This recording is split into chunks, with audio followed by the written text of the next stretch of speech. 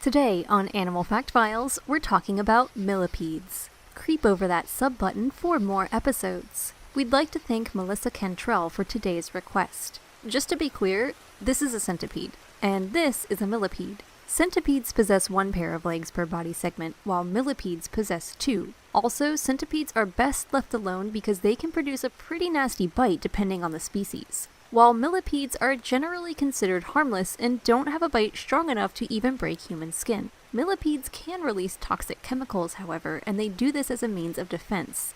Though, let's be honest, cherry millipedes went a strange direction with the development of their defensive chemicals. What millipedes are defending from includes birds, mammals, reptiles, and amphibians. There are thousands of millipede species throughout the world, and they come in a variety of colors. Some are even bioluminescent. Unscientifically speaking, millipedes can generally be grouped into three categories. There are the round boys, the flat boys, and the I'm not sure if that's a roly-poly or a millipede boys. On our episode of roly-polies, we talked about the ability those animals have to roll up into a defensive ball. Some millipedes can do this too, though the millipedes are often bigger. There are millipedes who are less than 1/10 of an inch in size, while others can be nearly a foot long. That's almost as long as Chester's body for comparison. Millipedes are often given the moniker thousand-leggers, though this isn't entirely accurate. As far as has been documented, no millipede has 1,000 legs, though some of them come close, with certain species possessing more than 300 pairs of legs. Who knows, with so many species undescribed by science, there may actually be some thousand-leggers out there just waiting to be unearthed.